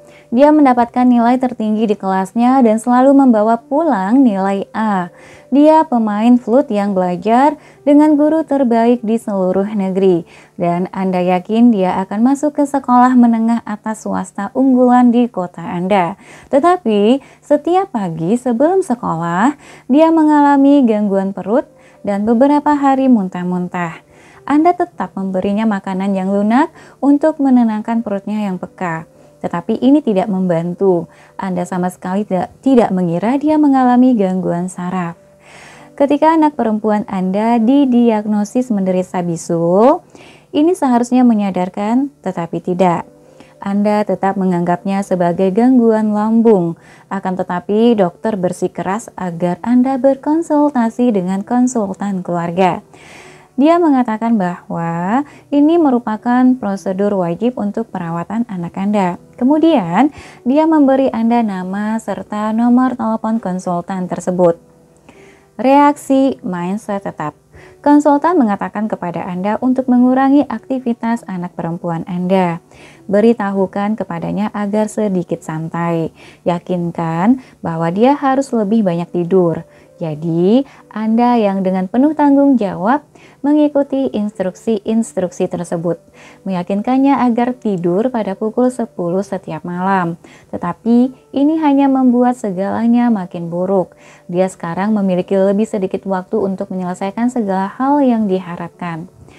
Meskipun sudah mendapatkan nasihat dari konsultan, tidak terlintas dalam pikiran Anda adanya kemungkinan dia menginginkan anak perempuan Anda tertinggal di belakang siswa-siswa lain, atau kurang berprestasi dalam bermain flute, atau beresiko tidak diterima sekolah menengah atas unggulan.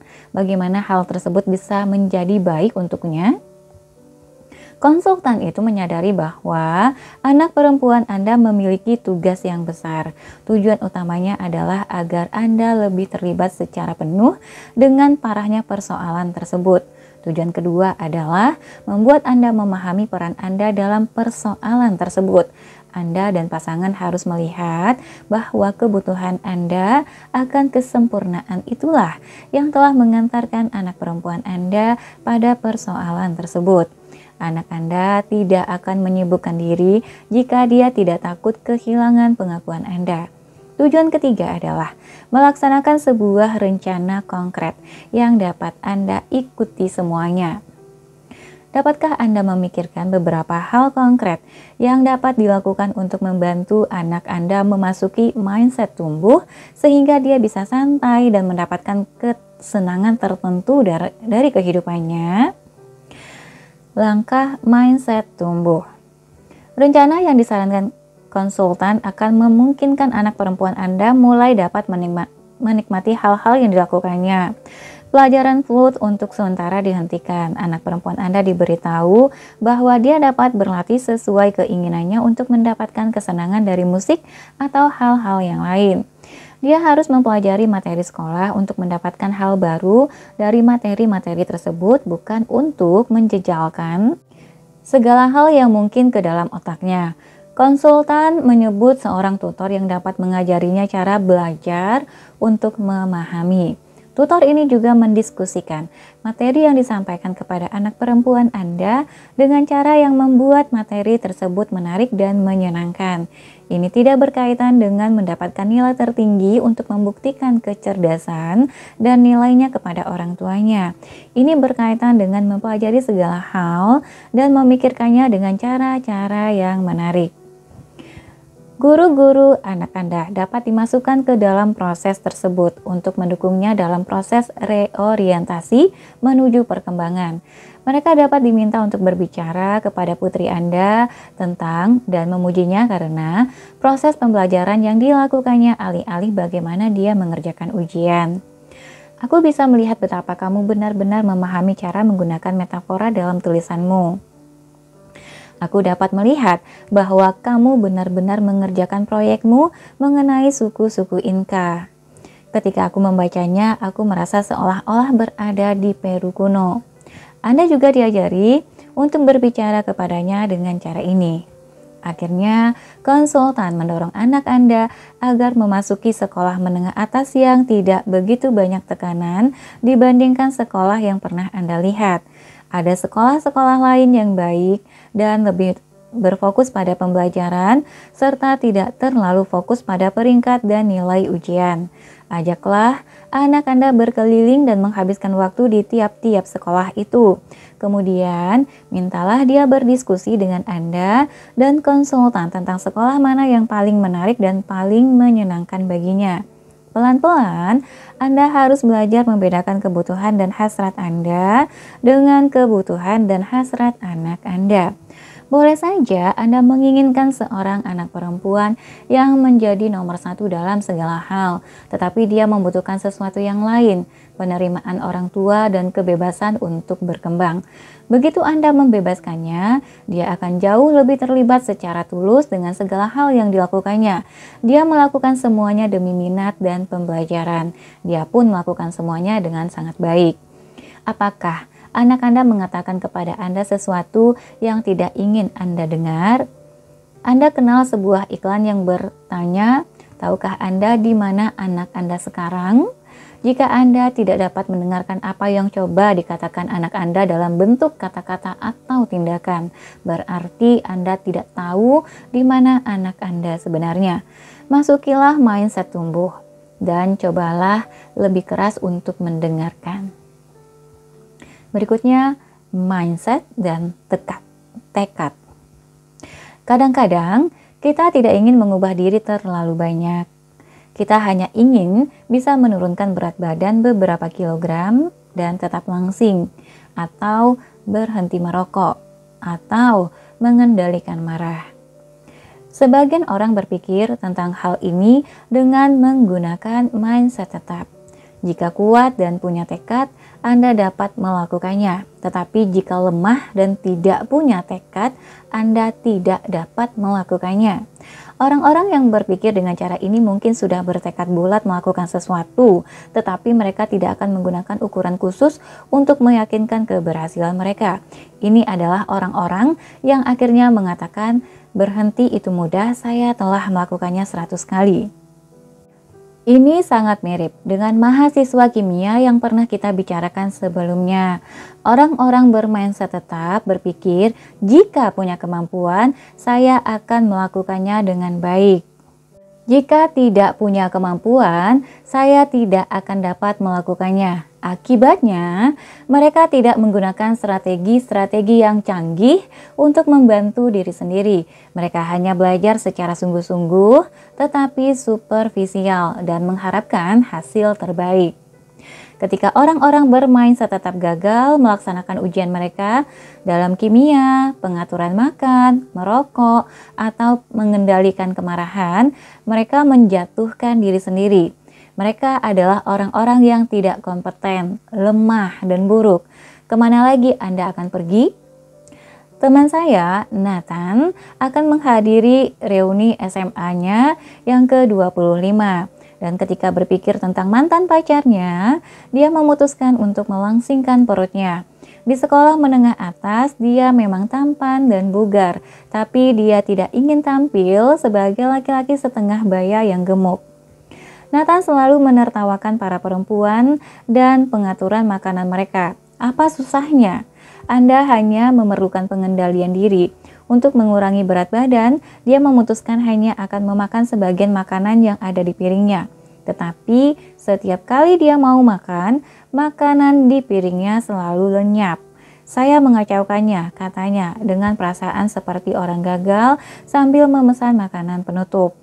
Baik untuk menutupi kegagalannya maupun untuk mencerahkan suasana hatinya.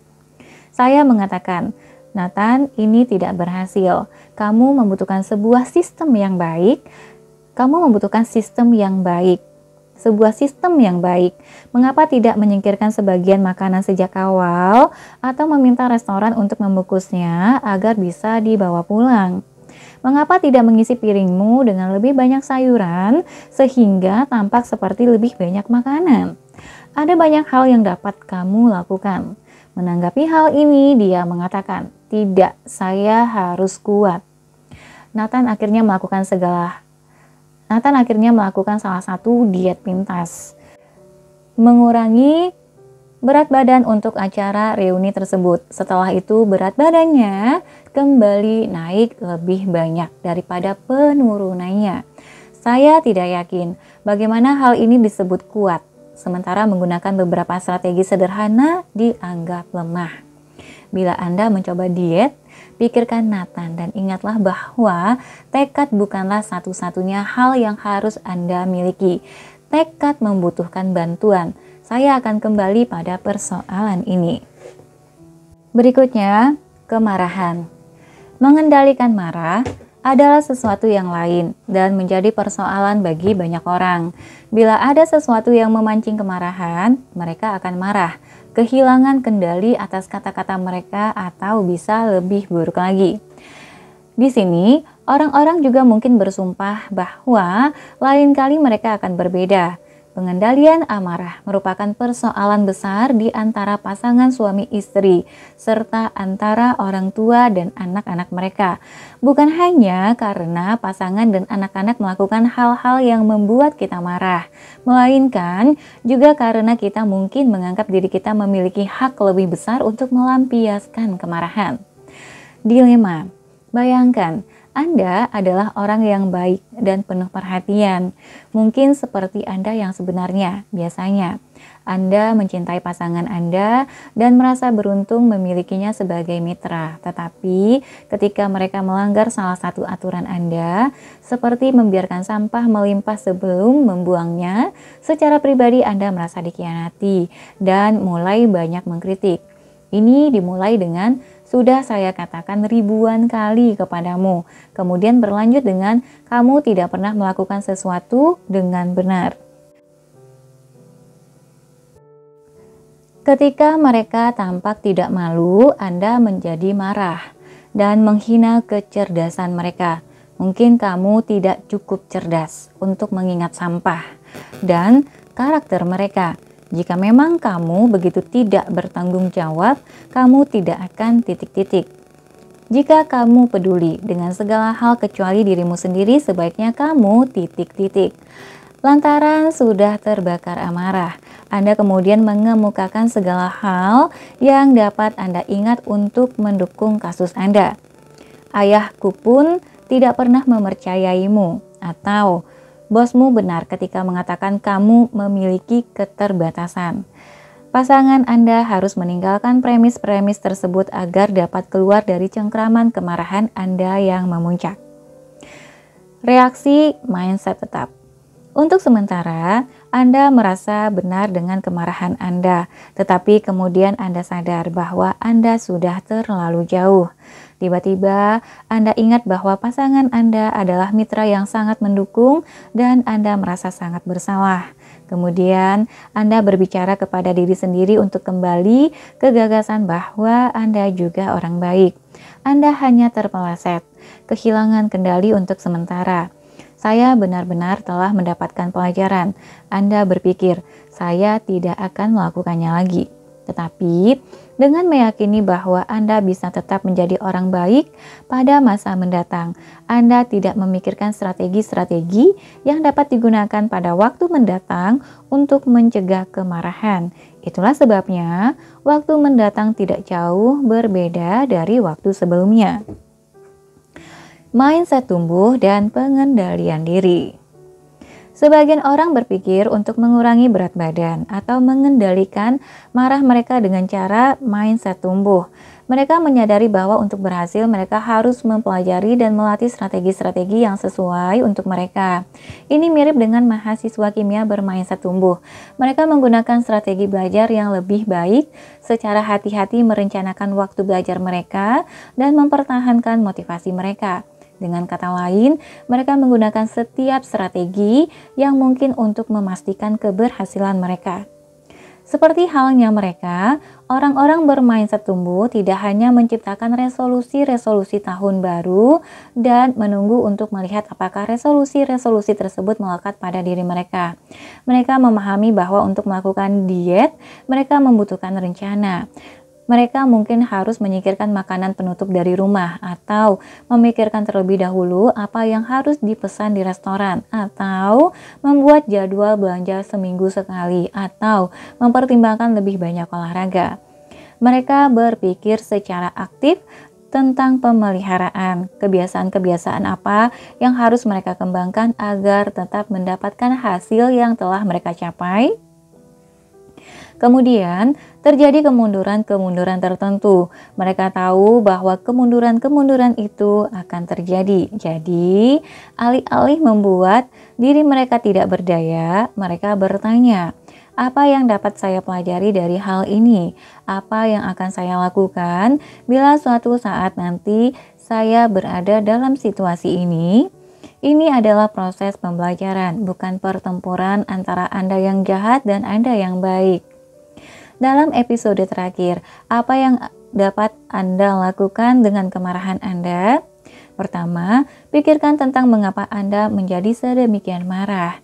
Anda mungkin merasa tidak dihargai dan tidak dihormati ketika pasangan melalaikan tugas-tugas atau melanggar aturan-aturan. Seolah-olah mereka mengatakan, kepada Anda, kamu tidak penting, kebutuhan-kebutuhanmu remeh, saya tidak ingin diganggu. Reaksi pertama Anda adalah dengan marah mengingatkan mereka akan tugas mereka, tetapi yang terpenting adalah tanggapan Anda, semacam ungkapan, baiklah orang penting, jika kamu pikir dirimu begitu penting, cobalah buktikan kebenarannya.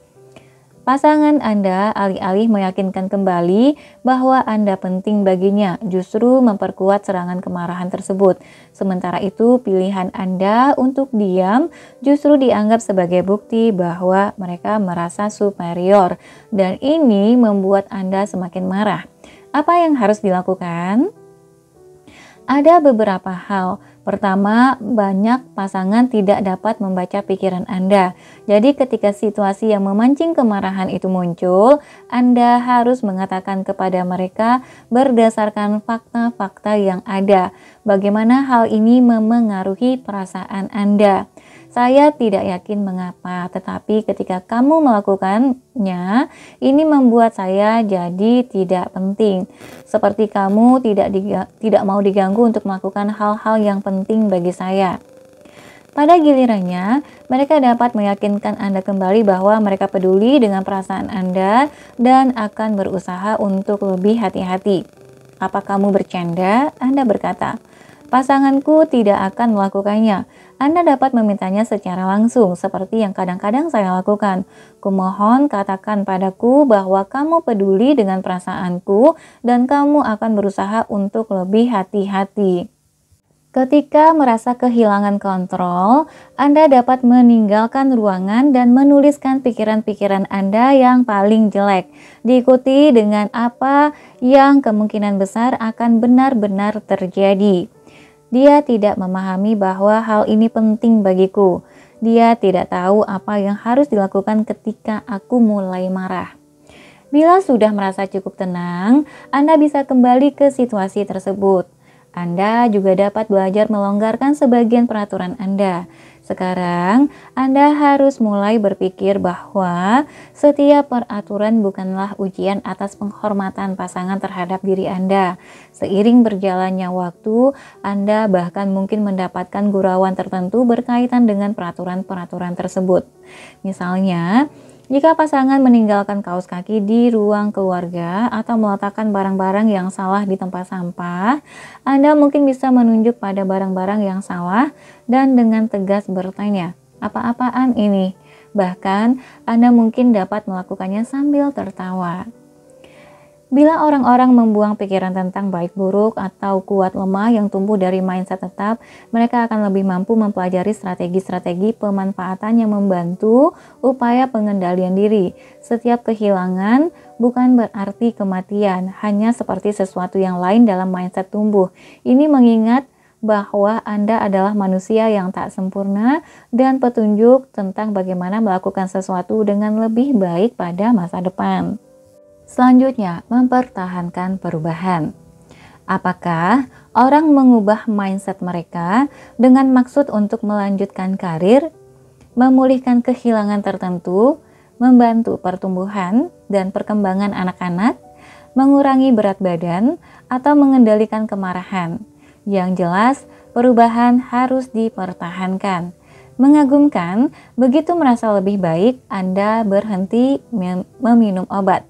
Tetapi, perubahan tidak berjalan dengan cara seperti itu. Ketika berat badan Anda sudah berkurang, persoalannya tidak hilang begitu saja. Atau ketika anak Anda mulai mencintai proses pembelajaran, persoalan tersebut tidak terpecahkan selamanya. Atau ketika Anda dan pasangan mulai berkomunikasi secara lebih baik, itu bukan berarti akhir dari masalah komunikasi. Perubahan-perubahan ini harus didukung. Kalau tidak, perubahan ini bisa hilang lebih cepat daripada kemunculannya. Mungkin itulah sebabnya Alcoholics Anonymous, kelompok pecandu alkohol yang tak mau disebutkan namanya, mengatakan kepada orang-orang bahwa mereka akan selalu menjadi pecandu alkohol. Jadi mereka tidak akan puas dan berhenti melakukan apa yang harus mereka lakukan agar tetap waras. Ini merupakan cara tertentu untuk mengatakan Anda akan selalu rapuh. Oleh karena itu, perubahan mindset tidak berkaitan dengan menemukan trik-trik baru. Sesungguhnya, jika seseorang tetap berada dalam mindset tetap dan menggunakan strategi-strategi berkembang, ini dapat menjadi bumerang. Wes, seorang ayah bermindset tetap, sudah kehabisan akal. Dia pulang ke rumah setiap malam dalam keadaan lelah setelah bekerja dan putranya Mikey menolak bekerja sama. Wes menghendaki ketenangan, tetapi Mikey membuat kegaduhan. Wes memperingatkannya, tetapi Mikey tidak peduli. Wes merasa Mikey adalah anak yang keras kepala, susah diatur, dan tidak menghormati hak-hak Wes sebagai ayah. Hal ini berakhir dengan lomba bentakan dan teriakan, serta Mikey yang akhirnya dihukum. Akhirnya, setelah merasa bahwa tidak ada ruginya mencoba cara baru, Wes mencoba beberapa strategi mindset tumbuh. Dia menunjukkan rasa hormat terhadap usaha Mikey dan memuji strateginya ketika dia bersikap empatik atau membantu. Ternyata perubahan dalam perilaku Mikey begitu dramatis. Tetapi begitu terjadi perubahan, Wes tidak lagi menggunakan strategi tersebut. Dia sudah mendapatkan keinginannya dan berharap ini dapat berlangsung terus. Ketika perbaikan ini tidak lagi berjalan, Wes bahkan menjadi semakin marah dan lebih sering menghukum daripada sebelumnya. Mikey menunjukkan bahwa dia sudah dapat berperilaku baik, tetapi sekarang dia menolaknya. Hal yang sama juga sering terjadi pada pasangan bermindset tetap yang mulai berkomunikasi secara lebih baik. Marlene dan Scott adalah pasangan yang saya dan suami sebut sebagai anak-anak pertengkaran, bicker sons, yang selalu mereka lakukan adalah bertengkar. Mengapa kamu tidak pernah mengurusi dirimu sendiri? Aku mungkin melakukannya jika kamu tidak terlalu cerewet. Aku tidak akan cerewet jika kamu mengerjakan apa yang seharusnya kamu lakukan. Siapa yang mengangkatmu sebagai hakim yang dapat memutuskan apa yang harus aku lakukan? Dengan konseling, Marlene dan Scott tidak lagi berlomba dalam hal-hal negatif. Lama-kelamaan, mereka mulai menghargai hal-hal bijak dan usaha-usaha yang dilakukan pasangan mereka. Cinta dan kelembutan yang dulu mereka anggap sudah mati sekarang tumbuh kembali. Tetapi begitu cinta itu kembali, mereka kembali lagi. Dalam mindset tetap, segala sesuatu tidak membutuhkan upaya semacam ini. Orang-orang yang baik akan bertindak baik begitu saja. Dan hubungan-hubungan yang baik seharusnya berjalan dengan cara yang baik begitu saja. Ketika pertengkaran tersebut mulai lagi, kondisinya justru menjadi lebih sengit daripada sebelumnya. Karena pertengkaran itu merefleksikan seluruh harapan mereka yang dikecewakan. Perubahan mindset tidak berkaitan dengan menemukan petunjuk-petunjuk tertentu di sini dan di sana. Itu berkaitan dengan memandang segala hal dengan cara baru. Ketika orang-orang, sepasang suami istri, pelatih dan atlet, manajer dan pekerja, orang tua dan anak-anak, guru dan siswa berubah ke mindset tumbuh, Mereka berubah dari kerangka menghakimi dan dihakimi menuju kerangka belajar dan membantu belajar. Mereka berkomitmen pada perkembangan yang membutuhkan banyak waktu, usaha, dan saling mendukung. Lanjut, belajar dan membantu belajar. Setiap hari menghadirkan berbagai jalan kepada Anda untuk berkembang dan membantu orang-orang yang Anda pedulikan untuk berkembang. Bagaimana Anda dapat ingat untuk mencari peluang-peluang ini?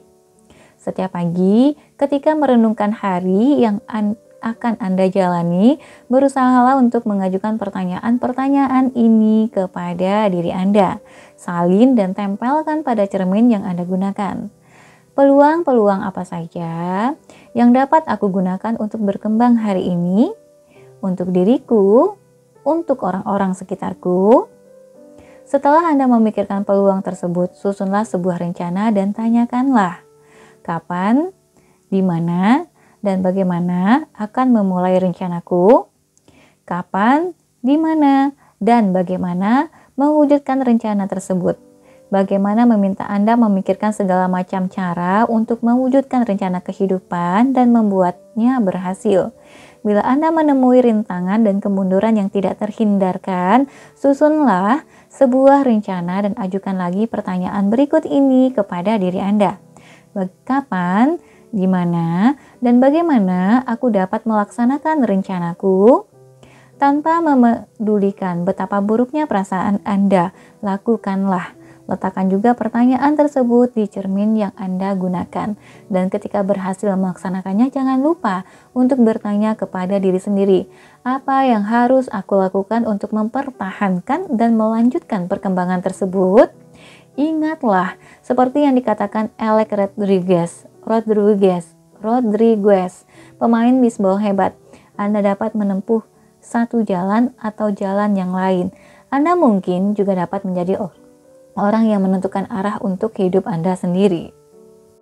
Jalan ke depan. Bisa jadi perubahan itu sulit, tetapi saya tidak pernah mendengar orang mengatakannya tidak berguna. Mungkin mereka hanya melakukan rasionalisasi, cara orang-orang yang telah melalui awal yang menyakitkan untuk mengatakannya berguna. Tetapi orang-orang yang telah berubah dapat mengatakan kepada Anda bagaimana kehidupan mereka telah mengalami peningkatan. Mereka dapat bercerita kepada Anda tentang segala hal yang sekarang mereka miliki, sebelumnya tidak, serta perasaan mereka sekarang yang tidak pernah mereka rasakan sebelumnya. Apakah perubahan menuju mindset tumbuh telah menyelesaikan seluruh persoalannya? Tidak, tetapi saya tahu bahwa saya memiliki kehidupan yang berbeda berkat perubahan ini. Kehidupan yang lebih bermakna, dan saya menjadi orang yang bersemangat, berani, dan terbuka berkat perubahan ini. Terserah kepada Anda untuk memutuskan apakah perubahan itu tepat bagi Anda sekarang. Mungkin ya, mungkin tidak. Mungkin juga tidak. Akan tetapi, pertahankan mindset tumbuh itu dalam pemikiran-pemikiran Anda. Suatu saat, bila menemui berbagai rintangan, Anda dapat beralih kepadanya. Ia akan selalu ada untuk Anda, menunjukkan kepada Anda jalan menuju masa depan.